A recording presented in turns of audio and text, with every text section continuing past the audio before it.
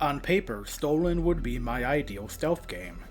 Imagine the intricate stealth infiltration that was Splinter Cell combined with the agile, fluid platforming that made Prince of Persia great. Play as a cat burglar who uses her acrobatics to sneak into buildings, plunder valuables, and make off with government secrets. However, it didn't live up to my expectations. On a technical level, the game is a mess. Blue 52 couldn't finish developing the game before their studio went under, and it had to be completed while the staff was employed at other studios. There probably weren't enough resources to devote to testing, and it shows. I've had the game softlock by not placing me in the proper locations after cutscenes. I've seen traps malfunction and have had stunned guards revert back to normal as soon as I tried to choke them. And I've had the game outright crash on me. It's a problem, but I can't blame the developers for their unfortunate situation. From a gameplay perspective, Stolen is more competent. The stealth gameplay is quite solid. A simple radar lets you know how illuminated you are, and even without it, the sharp contrast between the light and dark areas helps you figure out how to stay hidden. You have lots of gadgets to track and stun guards and disable cameras and lights. You even have a sonic visor that lets you use sound waves to see through doors. Combat is greatly discouraged since the guards have guns and you have weak punches.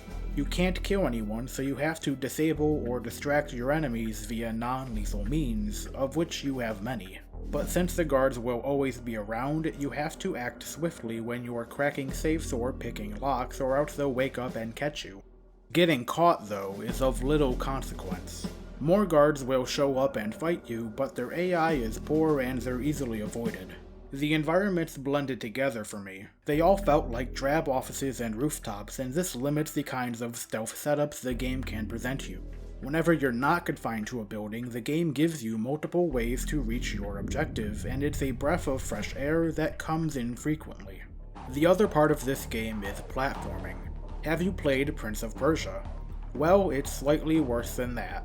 You have pretty much the same moves as the Prince, minus wall running and pole swinging, and the controls aren't nearly as tight. Jumping is also inconsistent. When I run up a wall and jump off, I get this small defined jump arc which conveys to me that there's no use for jumping off a wall, since I won't go anywhere.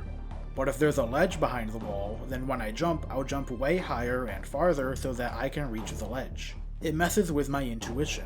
I shouldn't have to second guess what ledges I can reach via jumping, it should just be a consistent rule that I can take with me through different challenges. There were times when I got stuck because I had this different wall jump that, until then, I had no reason to consider part of my repertoire. So we have some really solid stealth infiltration, and we have platforming that's substandard, and this gives the game a lot of potential.